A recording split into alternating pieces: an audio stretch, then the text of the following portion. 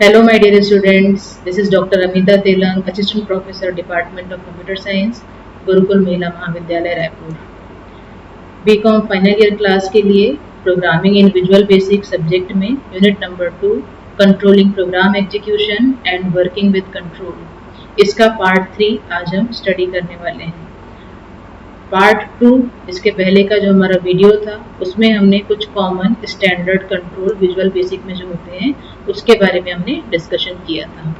आज की क्लास में हम देखने वाले हैं फ्रेम कंट्रोल एंड मेनू बार। चलिए स्टार्ट करते हैं।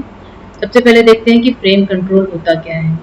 फ्रेम कंट्रोल का यूज करके हम ऑप्शन बटन को फिजिकली या लॉजिकली ग्रुप कर सकते हैं, अर्थात यहाँ पर फ्रेम कंट्रोल का यूज होता है ग्रुपिंग करने के लिए, और इसके द्वारा न सिर्फ ऑप्शन बटन को हम और भी बहुत से कंट्रोल्स की ग्रुपिंग यहाँ पर कर सकते हैं। एक फ्रेम के अंदर बहुत सारे ऑप्शन बटन हम रख सकते हैं, तो वो एक ग्रुप कहलाएगा।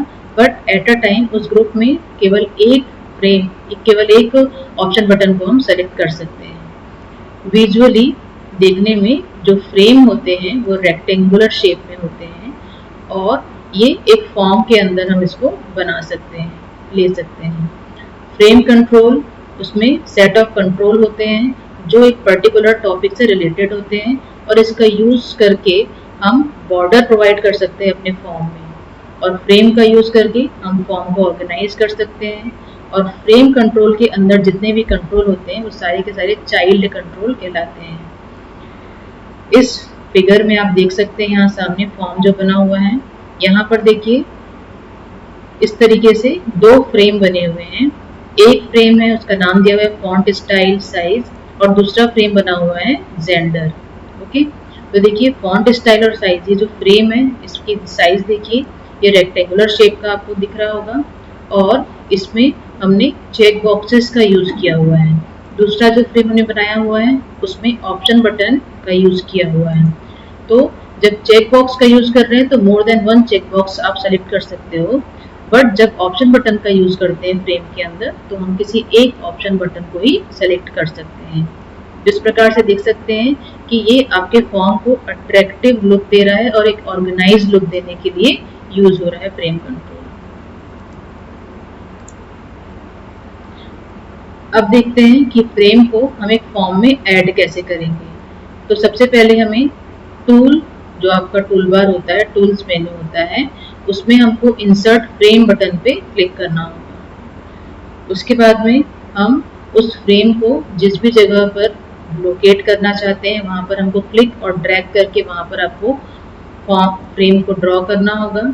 और उसके बाद में यदि हमको कोई और फ्रेम भी ड्रॉ करना है तो हम कंटिन्यू कर सकते हैं इसी प्रोसेस को। अगर हमें और फ्रेम ड्रॉ नहीं करना है तो अब हम क्या करेंगे कि जो भी फ्रेम के अंदर हमको कंट्रोल्स रखने हैं, ओके, उसके राइट क्लिक करना है वहाँ पर, और प्रॉपर्टीज चूज करना है कॉन्टेक्स्ट मेन्यू से। जो प्रॉपर्टी है उसको जैसा हम चाहते हैं वैसा हम रख सकते हैं, जैसी हमारी रिक्वायरमेंट है उसके अनुसार। और हर एक फ्रेम जो होता है वो एक ग्रुप को बिलोंग करता है, इस चीज़ का ध्यान रखना है।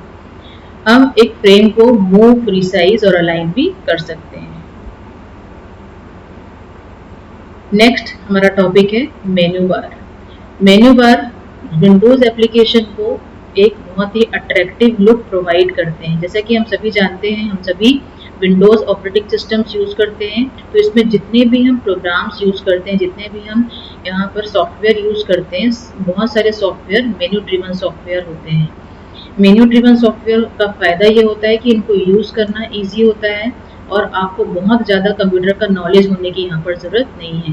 तो वीबी में भी हम अलग अलग तरीके से एक इंटरफेस डिज़ाइन करते हैं, सॉफ्टवेयर डिज़ाइन करते हैं। तो यहाँ पर हम चाहें तो अपने सॉफ्टवेयर को अट्रैक्टिव बनाने के लिए उसमें हम मेन्यू बार का यूज़ कर सकते हैं। मेन्यू बार कंट्रोल जो होता है वो आपके एप्लीकेशन पे डिपेंड करता है, बट हम कितने मेन्यू बार में कितने मेन्यू हम लेना चाहते हैं उसके लिए जो भी है सब कुछ एप्लीकेशन पे डिपेंड होता है। बट नॉर्मली ओपन और सेव, ये जो होते हैं किसी भी एप्लीकेशन में कॉमनली हमको पाए जाने वाले मेन्यू आइटम्स होते हैं। इस प्रकार हम बोल सकते हैं कि मेन्यूज जो है वो इंट्रिंसिक कंट्रोल होते हैं, और मेनू जो होते हैं वो किन्हीं दूसरे कंट्रोल से, जैसे हमने बहुत से और भी कंट्रोल्स यूज किए हैं जैसे कि text box, label control, command button control, but menu control इनसे टोटली अलग तरीके से बिहेव करता है। मीन्स बाकी कंट्रोल्स में हमें क्या करना है, उनको ड्रैग करके फॉर्म में ड्रॉप कर देना है और या फिर ड्रॉ कर देना है, बट मेनू के केस में ऐसा नहीं है। यहाँ पर आपको ड्रॉप नहीं करना है फॉर्म को, यहाँ पर आपको डिजाइन करना है अपना मेनू एडिटर विंडो। तो मेनू एडिटर विंडो जो है उसको यदि हमको ओपन करना है तो उसके लिए स्टैंडर्ड टूल बार में मेनू एडिटर बटन बना होता है, या सिंपली हम कंट्रोल ई शॉर्टकट की प्रेस करके ऐसा कर सकते हैं। तो जब हम ऐसा करेंगे तो हमारे पास एक विंडो ओपन हो जाएगी, मेन्यू एडिटर की विंडो। इसमें बहुत सारे ऑप्शंस दिए होंगे, जिन ऑप्शंस के थ्रू हम अपने मेनू को अपनी रिक्वायरमेंट के अनुसार डिजाइन कर सकते हैं। विजुअल बेसिक मेनू को क्रिएट करने के लिए एक बहुत ही अट्रैक्टिव, एक बहुत ही इजी और इंटरैक्टिव एनवायरनमेंट प्रोवाइड करता है। अब हम देखते हैं कि मेन्यू एडिटर के यूज क्या क्या हैं। तो मेन्यू एडिटर का सबसे मुख्य जो उपयोग होता है वो होता है नए मेन्यूज और मेन्यू बार को डिजाइन करने के लिए। यदि हमको एग्जिस्टिंग मेन्यू में कोई कमांड ऐड करने हैं तो उसके लिए, यदि हमको क्या करना है कि जो एग्जिस्टिंग मेन्यू कमांड्स हैं उसको हम अपने खुद के मेन्यू कमांड्स के साथ रिप्लेस करना चाहते हैं, तब भी हम मेन्यू एडिटर का यूज कर सकते हैं।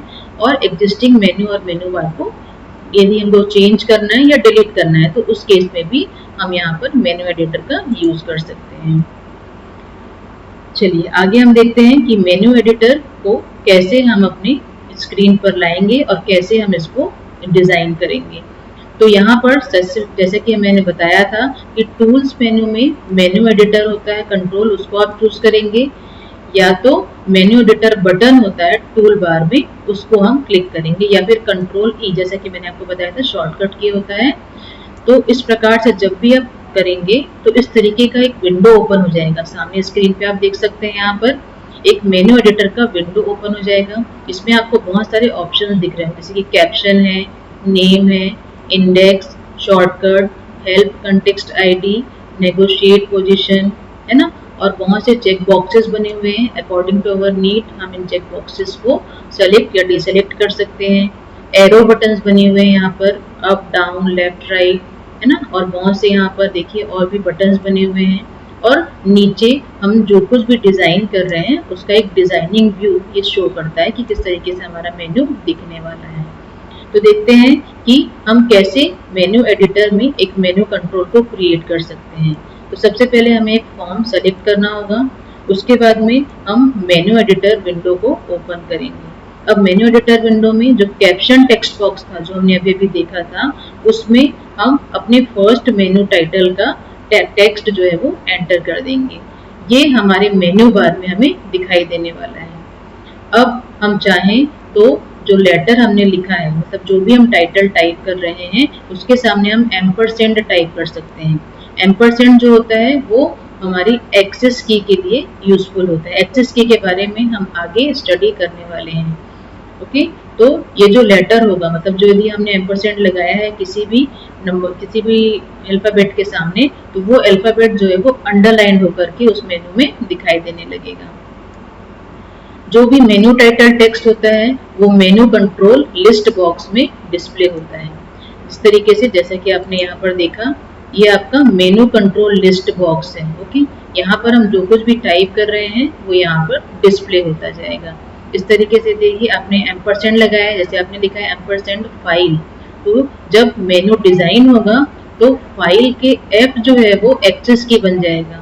ओके, एक्सेस की के बारे में आगे हम पढ़ने वाले हैं। तो जब ये एक्सेस की बन जाएगा तो इसके नीचे एक छोटा सा अंडरलाइन आपको दिखने लगेगा, ये अंडरलाइन होकर के। अब हमारे पास जो मेन्यू एडिटर विंडो है उसमें आपने देखा कि लेफ्ट और राइट एरो बटन्स होते हैं। तो इनका यूज करके हम कंट्रोल का इंडेंटेशन लेवल होता है उसको हम कंट्रोल कर सकते हैं। मीन्स हमारा जो मेनू है उसमें इंडेंट किस तरीके से होगा ये हम यहाँ पर सेटिंग करेंगे, इंडेंटेशन कैसा होगा। इसके अलावा हम जो कंट्रोल है हमारा मेनू कंट्रोल, उसकी बहुत सी अन्य प्रॉपर्टीज को भी सेट कर सकते हैं। तो इसके लिए हमें क्या करना होगा, कि यदि हमको और प्रॉपर्टी सेट करना है तो हमें प्रॉपर्टी विंडोज में जाकर उसकी जो वेरियस प्रॉपर्टीज हैं उनको थोड़ा सा देखना होगा और अकॉर्डिंग टू अवर नीड हम उस प्रॉपर्टी को सेट करेंगे। अब यदि हमको दूसरा कोई मेन्यू कंट्रोल बनाना है तो हम नेक्स्ट पे क्लिक करेंगे, और अगर हमको नया मेन्यू नहीं बनाना है तो हम सिंपली अप एरो और डाउन एरो को क्लिक करके जो कंट्रोल है उसको एग्जिस्टिंग मेन्यू कंट्रोल में अपना ले जा सकते हैं। इससे क्या होगा कि अगर आपको किसी कंट्रोल में कोई चेंजेस करना है या फिर किसी भी प्रकार की कोई एडिटिंग करना है तो वो आप कर सकते हो।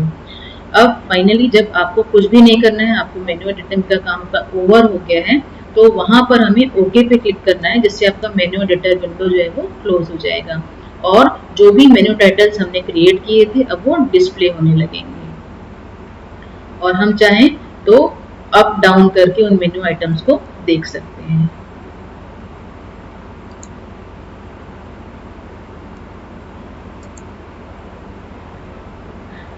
नेक्स्ट जो इम्पोर्टेंट चीज होती है मेन्यू आइटम्स के केस में वो होती है सेपरेटिंग मेन्यू आइटम्स। कई बार हमने देखा होगा कि जो आपका मेन्यू आइटम्स होते हैं उसमें एक सेपरेटर बार या एक लाइन खींचा हुआ होता है। वो जो सेपरेटर बार होता है वो एक हॉरिजॉन्टल लाइन होता है जो मेन्यू आइटम्स के बीच में डला हुआ रहता है। तो कोई भी मेन्यू जिसमें बहुत सारे आइटम्स होते हैं उसमें हम सेपरेटर बार का यूज करके जो मेन्यू है उसको लॉजिकल ग्रुप्स में डिजाइन कर सकते हैं। जैसे कि हमारा जो फाइल मेन्यू होता है उस फाइल मेन्यू को हम इस प्रकार से यहाँ पर डिजाइन करते हैं सेपरेटर बार का यूज करके। देखिए वैसे ही यहाँ पर थोड़ा सा आगे फिर हाँ देखिए फाइल मेन्यू हमने देखा, यहाँ पर फाइल मेन्यू है उसमें new, open, close, save, save as, exit और ऐसे करके आइटम्स यहाँ पर दिए हुए हैं। तो आप यहाँ पर एक चीज देख सकते हैं कि जो शुरू के 5 आइटम्स हैं जैसे कि न्यू, ओपन, क्लोज, सेव और सेव एज, उसके बाद में एक सेपरेटर लाइन खींच दिया गया है और बाद में लिखा हुआ है एग्जिट, फिर एक सेपरेटर लाइन लिया हुआ है और बाद में उसका पाथ लिखा हुआ है। मतलब ये है कि हमारा ये जो मेनू कंट्रोल था, टोटली जो मेनू हमको दिख रहा है फाइल मेनू, इस फाइल मेनू को सेपरेटर बार का यूज करके हमने 3 पार्ट्स में डिवाइड कर दिया है। तो यदि हमें मेन्यू एडिटर में सेपरेटर बार ऐड करना है या क्रिएट करना है तो उसके लिए स्टेपिंग यहाँ पर बताई जा रही है कि यदि हमको इसको ऐड करना है तो हमको मेन्यू कंट्रोल में, अगर हमको किसी एग्जिस्टिंग मेन्यू में सेपरेटर बार ऐड करना है तो हमको इंसर्ट जो है बटन उसको चूज करना पड़ेगा, इंसर्ट, और उसके बाद में हम जिस मेन्यू आइटम से हमको सेपरेट करना है वहां पर हमको इंसर्ट करना पड़ेगा और सिंपली हमको वहां पर कैप्शन टेक्स्ट बॉक्स होगा। मेन्यू में जो हमने देखा था कैप्शन टेक्स्ट बॉक्स, वहां पर हाइफन टाइप कर देना है। उसके बाद में हम नेम प्रॉपर्टी सेट करेंगे। नेम प्रॉपर्टी एक बहुत ही इंपॉर्टेंट प्रॉपर्टी होती है। नेम प्रॉपर्टी सेट करके हम मेनू को कोडिंग में किस प्रकार से यूज करेंगे या किस नाम से हम उसको यूज करने वाले हैं वो हम यहाँ पर सेट करते हैं। फाइनली हम मेन्यू एडिटर को क्लोज करने के लिए ओके बटन पे क्लिक करेंगे। सेपरेटर बार जो होते हैं उसको हम कंट्रोल की तरह ही यूज करते हैं, बट एक चीज आपको ध्यान रखना है कि वो किसी भी क्लिक इवेंट पे रिस्पॉन्ड नहीं करेंगे। मतलब सेपरेटर बार की आप कोडिंग नहीं कर सकते हैं। अब हमने लास्ट जो पॉइंट था उसमें मैंने आपको बताया था कि एक्सेस कीज होते हैं, एक्सेस कीज। तो अब हम देखने वाले हैं कि एक्सेस कीज क्या होते हैं और शॉर्टकट कीज क्या होते हैं। जब भी हम कोई मेनू देखते हैं, चाहे हम विंडोज में देख रहे हो चाहे किसी सॉफ्टवेयर में देख रहे हो, तो हम अक्सर राइट साइड में देखते हैं कि कुछ शॉर्टकट कीज लिखे होते हैं। शॉर्टकट कीज मीन्स उनको हम यदि उनको आपको ओपन करना है, क्विकली ओपन करना है, तो हम कैसे ओपन करेंगे यूजिंग कीबोर्ड। और वैसे ही एक्सेस कीज होते हैं। ओके, मतलब कोई भी मेन्यू को बहुत ही जल्दी से यदि आपको एक्सेस करना है तो हम उसको कैसे करेंगे। तो यदि हमको एक्सेस कीज या शॉर्टकट कीज असाइन करना है तो उस केस में हमको क्या क्या स्टेपिंग परफॉर्म करना है हम यहाँ पर देखते हैं। तो एक्सेस की का मेन पर्पस होता है कि एक मेन्यू को ऑल्ट की और एक डिजायर्ड लेटर, ओके, इन दो के साथ में यदि हमको ओपन करना है तो हम एक्सेस की का यूज करते हैं। एक बार एक मेन्यू ओपन हो जाएगा तो जो यूजर है वो क्या करेगा, एक लेटर जो एक्सेस की है उसको यूज करके उसको क्या कर सकता है, चेंज कर सकता है और उसमें एडिटिंग कर सकता है, उसमें वर्क कर सकता है। जैसे कि फॉर एग्जांपल जब हम Alt E प्रेस करते हैं तो ये एडिट मेन्यू को ओपन कर देता है। ओके, वैसे ही अगर हम Alt P सेलेक्ट करते हैं तो फॉर एग्जांपल ये जो है ये पेस्ट मेन्यू आइटम को सेलेक्ट करेगा। तो इस प्रकार से जो एक्सेस की असाइनमेंट होता है वो हमेशा एक अंडरलाइन जो की होता है, अंडरलाइन लेटर को शो करता है।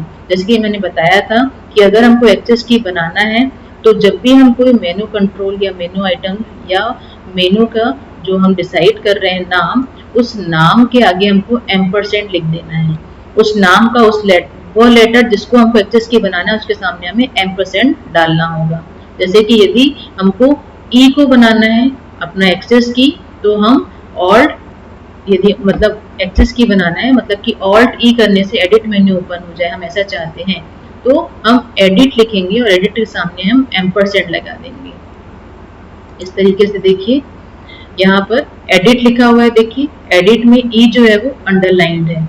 मतलब ये है कि यदि हम ऑल्ट ई करेंगे तो हमारा एडिट मेन्यू जो है वो ओपन हो जाएगा। मतलब ऑल्ट ई जो है वो एक्सेस की है हमारा किसके लिए, एडिट मेन्यू के लिए।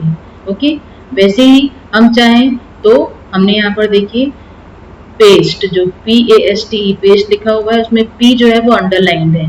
अर्थात यहाँ पर क्या हो रहा है कि हमने P को Alt प्लस P इसको हमने एक्सेस की बनाया हुआ है कि जब भी हम Alt प्लस P करेंगे तो ये जो है ये सिंपली पेस्ट का एक्शन परफॉर्म करेगा। इस प्रकार से हम जितने चाहें उतने एक्सेस की अपने मेनू में डिजाइन कर सकते हैं। तो यदि आपको एक्सेस की बनाना है तो जैसे कि मैंने आपको बताया था कैप्शन बॉक्स में आपको एम्परसेंड टाइप करना होगा इमीडिएटली उस लेटर के सामने जिसको हमें एक्सेस की बनाना है। जैसे कि एडिट मेन्यू को में ई को हमको एक्सेस की बनाना है तो ई के सामने हमें लिखना होगा एम्परसेंड ई।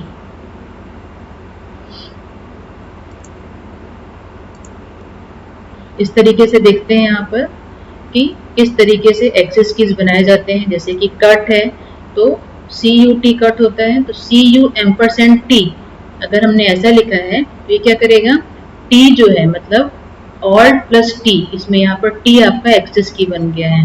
वैसे COPY C एम्परसेंड OPY तो यहाँ पर O को एक्सेस की बनाया हुआ है। वैसे पेस्ट तो एम्परसेंड PAST मतलब यहाँ P को बनाया हुआ है एक्सेस की। डिलीट तो यहाँ पर देखिए DELETE तो यहाँ L को बनाया है एक्सेस की। सेलेक्ट ऑल यहाँ पर देखिए एम्परसेंड ए के पहले लगा हुआ है मतलब ए को हमने एक्सेस की बनाया हुआ है। तो हम जिसको चाहें उसको एक्सेस की बना सकते हैं। उसके लिए हमको जो स्टेप्स मैंने बताए हैं उनको फॉलो करना पड़ेगा।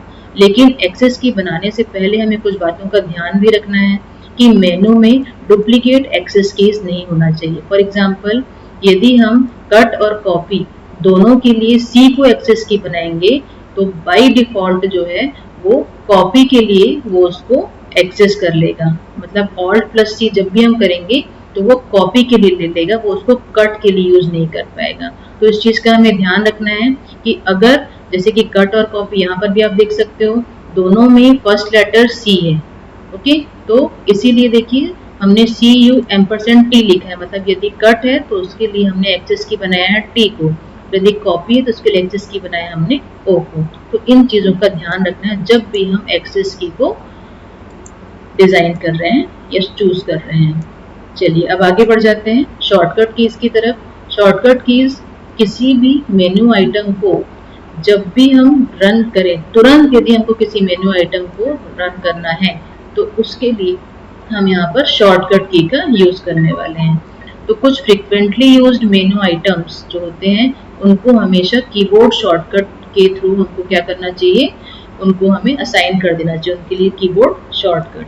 तो इसके लिए इससे क्या फायदा होगा शॉर्टकट की देने से कि हम कीबोर्ड के थ्रू उस पर्टिकुलर मेनू को तुरंत एक स्टेप में ओपन कर लेंगे, है ना। इसके पहले हम क्या कर रहे थे, 3 स्टेप मेथड यूज कर रहे थे। हमने वहां पर ऑल्ट प्रेस किया, देन हम वहां पर मेनू टाइटल एक्सेस कैरेक्टर कर रहे हैं, उसके बाद में हम मेनू आइटम एक्सेस कैरेक्टर कर रहे हैं। तो यहाँ पर 3 स्टेप्स के बजाय हमारा जो मेनू है वो एक स्टेप में हम यहाँ पर यूज कर ले रहे हैं या उसको एक्सेस कर ले रहे हैं यूजिंग शॉर्टकट की। तो शॉर्टकट की जो होता है इसमें नॉर्मली हम फंक्शन की और कंट्रोल की का कॉम्बिनेशन यूज करते हैं। जैसे कि कंट्रोल F1, कंट्रोल F4, इस तरीके से। तो यहाँ पर जो शॉर्टकट की होता है वो एक्सेस की तुलना में फास्ट वर्क कर रहा है, ये हम यहाँ पर कह सकते हैं।